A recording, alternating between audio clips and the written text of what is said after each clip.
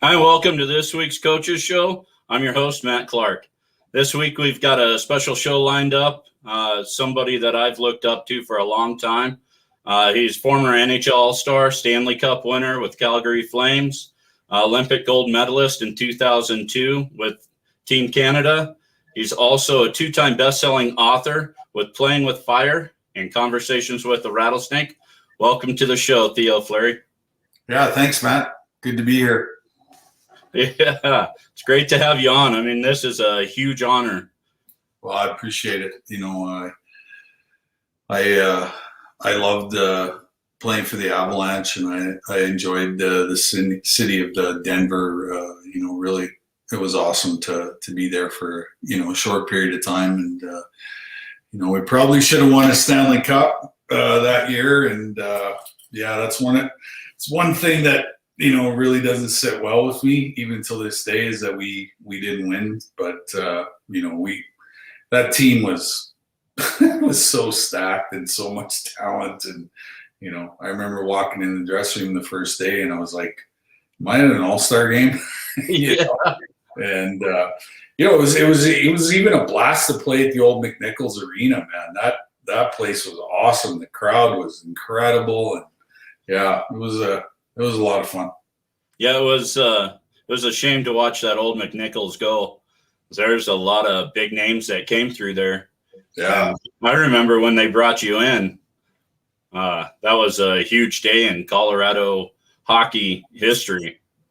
Yeah, I was actually shocked, that when I got traded, that I actually got traded to the Avalanche, and I remember thanking Calgary's GM at the time, Al Coates, for trading me there, because it was an opportunity to play with some amazing players, and lots of winners, and I was more excited about playing with Joe, because our last year of junior that we played, we actually tied for the scoring race that year, and then he went to Quebec, I went to Calgary, played a little bit against him, a couple times a year. But, when Colorado came from Quebec, they were in our division. And so, Right. we play a lot against, and I think I played every shift, I think, against Joe, and Joe played every shift against me. So it was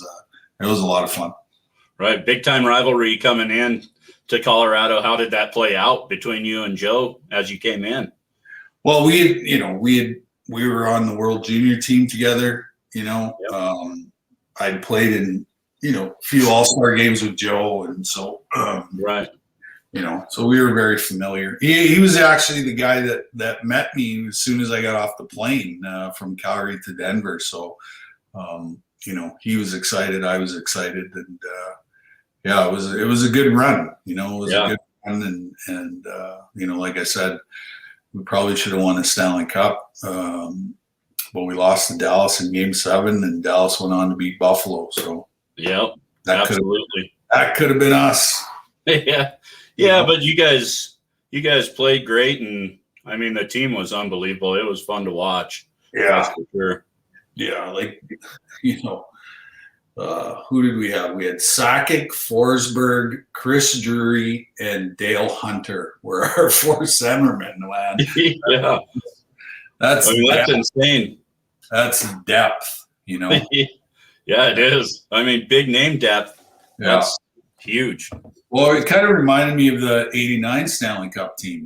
We had Joe Duodike, Joel Otto, Doug Gilmore, and Theo Fleury were the four centers in Calgary. So, that team reminded me a lot of Calgary, the '89 team. So, right.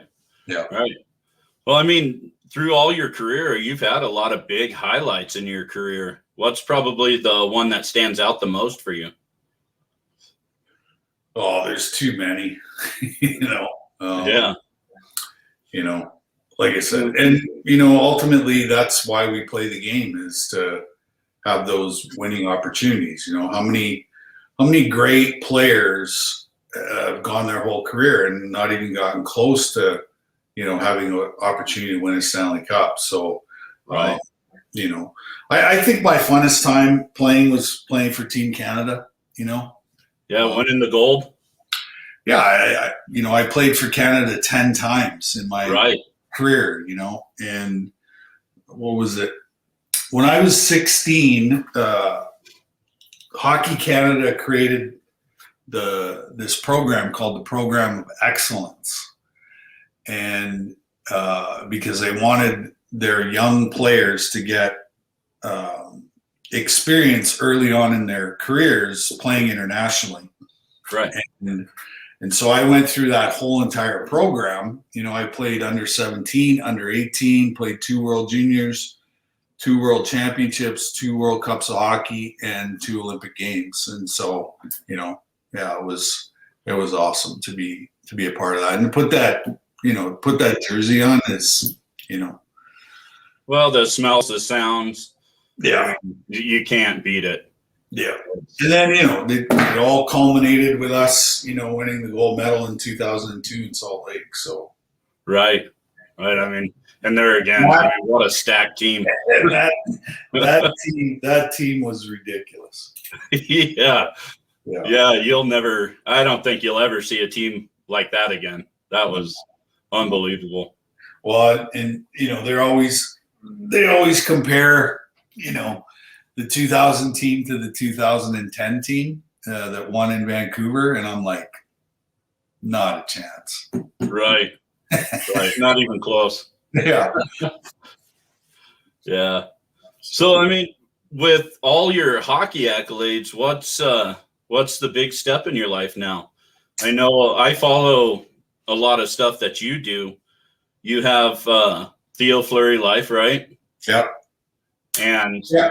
So basically, in 2009, I wrote my book, and that sort of catapulted me right into the field of trauma, mental health, and addiction. And I've been in that space now for almost 13 years, and so I've written books, I've done documentaries, I'm a speaker, I do workshops. All kinds of stuff, but it's all in the field of trauma, mental health, and addiction. And I would have never thought post career that this is what I would be doing, but it's incredibly rewarding work, and it's been amazing. Well, people have such a misconception about addiction and alcoholism and even trauma that it doesn't happen in certain groups or, to certain people, and people are exempt from it. But even people that you would never suspect go through things that people don't realize. Yeah. Like, I don't think anybody's immune from experiencing trauma in their life. I think, right. That's the common thread in all this is trauma. And, we've done a really poor job in society of creating safe and healthy spaces for people to talk about their trauma. And, trauma is what brings us into mental health. Trauma is what brings us into addiction. And we haven't done a really good job of connecting trauma to those two things, right? And being an advocate and an activist, every day, I fight stigma, right? Stigma is really what's holding people back from getting the help that they need. Well, and I think people are afraid of being vulnerable because of the things they've suffered through everything. Yeah. Well, so I think that's the big part. Yeah, because people are being fearful of being judged and being ridiculed and not being not being believed. Right. And my experience has been the complete opposite of that. And, right. And I've been clean and sober for 30 years now. So I mean, it's huge that having you on, that's a big thing for me for that reason, because I know what you've gone through, and the things you've struggled with in life, and knowing with where you're at, people can change, right? Yeah, absolutely. Yeah, we all have the ability to change. We just need to find the right people that can help us, achieve that, right? Right. Um, And it's surrounding yourself, like you said, with the right people to help you get to those places. yeah, you got to find your tribe, right? You got to find your tribe of people that can, help you, get through what you need to get through. Right. Well, I mean, through everything you've done, I mean, you've been awarded the Humanitarian Award, and also the Queen's Jubilee Medallion because of the work you've done. And you've also have gotten your honorary doctorate as well.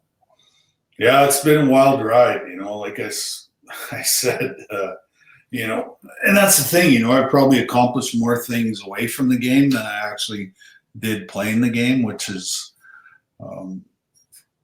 like I said, I told my story in 2009 and I had no idea what the hell I was getting myself into. And, but I'm very grateful and blessed that I get to do this work now, and I get to help people and create environments for people to heal and come to grips with what happened to them and how they can take that experience and turn it into something positive and motivating, right? Right. Well, I mean, that motivation for so many where they feel dark and they're in that dark place that they feel there's no way out. They don't see a light. Yeah. It's huge seeing somebody like you, a big name in the world, not just, North America, but you're world known. Mm-hmm. And seeing somebody go through what you've gone through and come out, and not only come out, but come out stronger and, bigger than what you were, is huge for so many. Yeah. It takes a lot of courage to, tell your own story, and, right. What we're trying to do is to get other people to do the same thing. Right. And, but like I said, there's so much stigma, there's so much fear, and I think if we can eliminate the stigma, eliminate the fear, the world will eventually be a better place when we can create, environments for people to heal, and Alcoholics Anonymous has been around since 1935, and right. The millions and millions of people that have used that program to, stay sober one day at a time is incredible and amazing. And yeah, so it's pretty awesome to, the people that I've run into, just been incredible, to hear their stories and, watch them on their own paths and on their own journeys, and that you've been sort of the inspiration and the catalyst behind it, is, and right. What I've been able to discover is that, there are gifts in pain and suffering, right? And absolutely. And, pain is the greatest motivator for change, right? Absolutely. And we're talking emotional pain. We're not talking physical pain. Emotional pain, you can't see it, right? Therein lies, the greatest mystery is, when we walk out of our houses, we're really good at wearing lipstick. I call it lipstick, right? Is because, we present ourselves as, everything's great, but, the outsides don't match the insides, and we have to get the insides to match the outsides. And because of stigma, because of fear, a lot of people carry their secrets around for a lot longer than they should, you know? Absolutely. I got to take a quick commercial break here. On the backside of the break, we'll be back with Theo Fleury.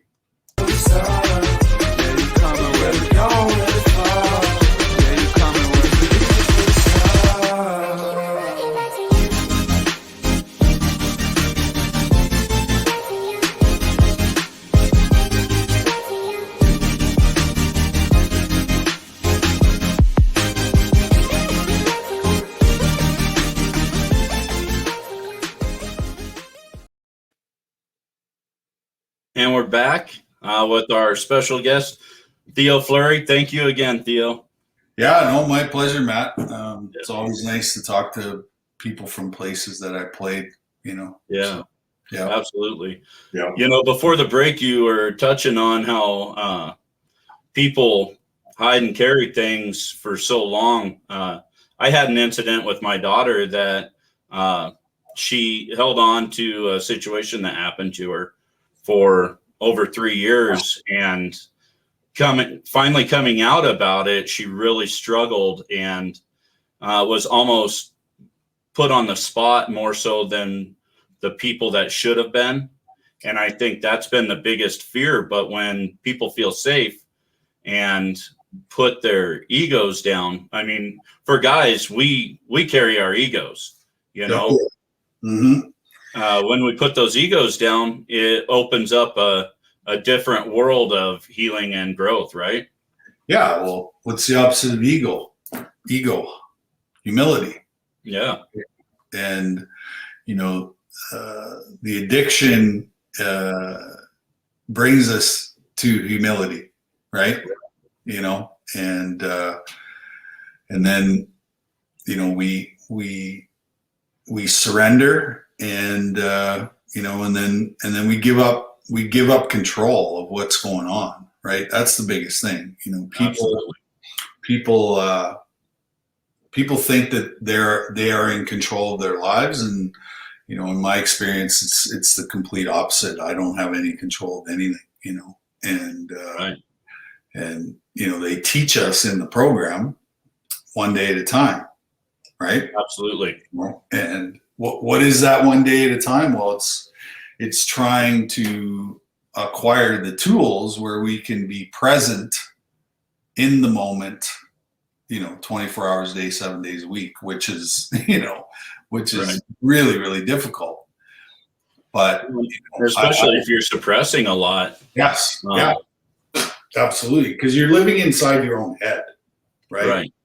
And, you know, the journey of healing and self-discovery is getting out of your own head, you know, and that's why service is a big part of the program. Because when you're of service, then guess what? You're not in your own head, you know? Right. Well, and giving back like what you're doing, I did a lot of DARE programs, talked about my addiction and alcohol problems. And so giving back is, I think, a big part of that as well. Yeah, it's huge. Yeah, that's you know, if you know, that was Jesus's purpose on the planet while he was here, was to be of service of, you know, to everybody. And right. You know, that's a big piece of sobriety is, you know, whatever you get, you got to give it away. Right. You know, right. You know, and how did a lot of that affect your professional career? Well, I was living in that ego space for a long time, you know, and you know, what happened is you know, probably around the time I got to Colorado is when everything started to sort of unravel, and you know, I forgot about where I came from. I forgot about my humble beginnings, and you know, I just forgot, and you know, it caused me a lot of problems, a lot of issues, and a lot of pain, a lot of suffering, and you know, I'm grateful every day that you know, I've been able to get back to that, you know, that person I always was, you know, and right. so. Well, I mean, it's those things that mold us too, though. Yeah. You know, Oh, I mean, there's no question that you know, if you look at the whole story, right. I could have pulled the trigger, 16 years ago, and that would have been the end of the story, and would have been tragic. It would have been sad. It would have been, wasted, right? Well, and so many lives would have been touched the way they have. Yeah, I mean, for sure. that Yeah. So I've come to believe that there's there's always been a plan for my life, right? absolutely. And when I finally got out of my own way, the plan actually presented itself. Right. Right. Yeah. I don't know how, religious you are, but I always talk about how, God always has a plan for every single one of us, whether we believe in it or not, and he brought you to greatness to bring you to this place you're at now. I truly believe that. Yeah, I do too. That's the only way I can explain it, is that there's something or somebody else running the show here, and it's not me. Right. Right. And I just go with the flow and trust it. Right. Absolutely. Yeah. That's what's important. Yeah. So post hockey, is there any stories that come to mind that really cemented that this is your calling at this point? Well, I think the very first book signing, when that guy came up to the table and said me too, and right. That's when I realized by me finding my own voice and me putting a voice to all the pain and suffering, that I could help other people do the exact same thing. That was, that was amazing. Yeah. So. Well, and I've got a stepson that, I love him. He's dealt with addiction, and I know with my wife, she's always felt shame, but to me, I wouldn't say shame. She's always felt people would look down on her and look down on us. But the thing is his addictions molded him. And like I told her, there's so many people going through what you've gone through right now that they need to hear that. Yeah. Yeah. We the greatest tool that we have is storytelling. Right. And, if you look at where we're at in the world, COVID is the most traumatic thing that's happened since World War II. So, the majority of the population already has trauma, and now we've added another layer of trauma on top of it. And so, we're seeing a spike in opioid use, right, overdoses, suicides, all of this stuff. And so, it's really important, especially now that we are out there, advocating. And what I always tell people is, if you have the experience of some traumatic experience, you're like a healer on the planet. Like, you're a healer, right? Because you have this experience and you understand and what it's like to go through, emotional pain and suffering and all those things. And so, and especially in the mental health space, we've done such a poor job of, we've actually added to the stigma. We haven't actually, done it, because most campaigns start out with the phrase 1 in 5 or 1 in 4. And I'm like, why are we shaming the one person who has mental illness? Because of my research and experience of being in this space for, almost 13 years, it's 5 and 5. It's all of us. Right.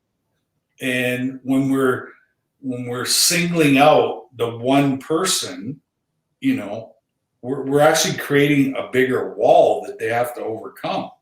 And what are we telling the other 4 and 5? Right. That they don't matter. Well, that they're okay. Yeah, well, you're right. You're right. You know what I But mean? they don't have any problems, and everybody does. Yeah, exactly. And so, we're even keeping it more silent and less, out there. Because, I look at it like we have the highest awareness in the history of our planet that mental illness is like at epidemic proportions. But on the other side of the coin, we have the highest suicide rates in the history of our planet. So why isn't all this awareness being turned into action and getting people well? Well, because people have stigma, attached to it. Right. It doesn't affect me. Yeah. Which it affects everyone. I mean, without question. Everybody's gone through trauma at some point in their life. So, Colorado's one of the first places that, legalized cannabis. Right. Right. So, smoking marijuana is a coping mechanism. Right. It is. Right?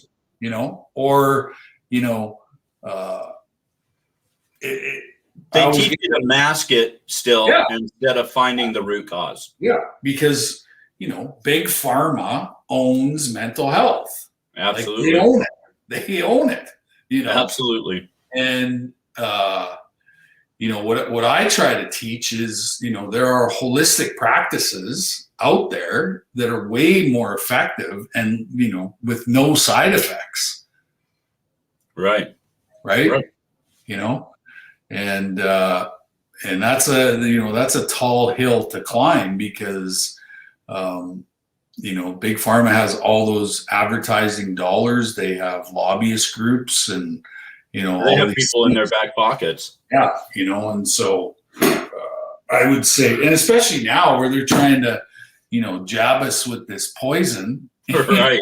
It's like, it's crazy, it's crazy time that we're living in. And, right.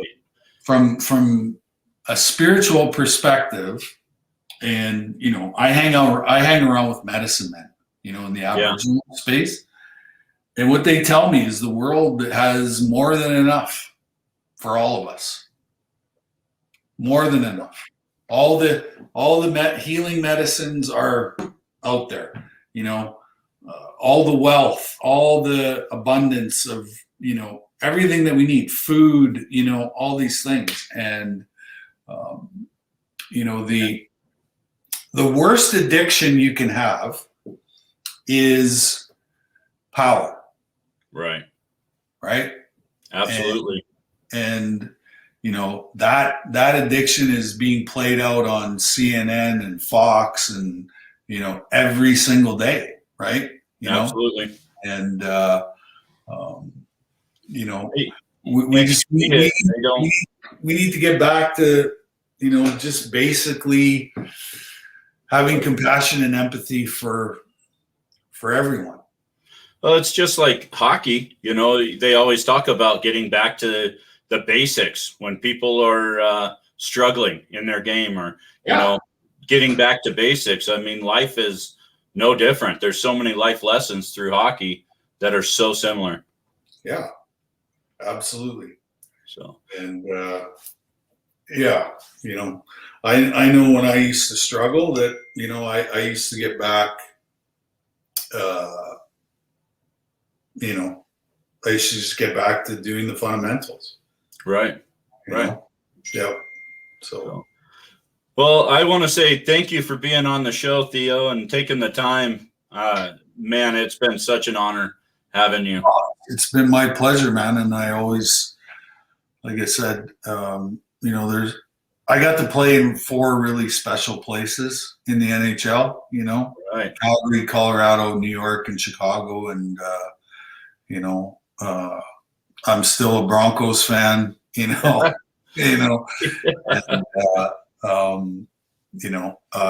some of my greatest memories in Colorado weren't actually on the ice. It was the days that we went out to Castle Pines and, I played a lot of golf with Patrick Waugh and got to see a completely different side of him. Right. Claude Lemieux absolutely is one of the best teammates that I ever played with. I just absolutely, fell in love with the guy. Not necessarily his playing, but just being around him and getting to know him a little bit. Joe, Adam Foote, those kind of guys. Was just that whole experience was just really, really, really awesome. So I know from a fan standpoint, having you come to Colorado was an amazing experience in itself. So yeah, I would have loved to have stayed and finished the job. That would have been great. Yeah. Well, yeah. We would have loved to have seen it too. Yeah. Would have been great. All right. Well, thank you again, Theo. I greatly appreciate it, buddy. Thanks, Matt. You take care of yourself, and it was great talking to you. Likewise. Take care. See ya. Bye. Bye. And this was the Coaches Show with Theo Fleury. Oh, wow. What an honor. That is a big deal for me. Thanks for joining in.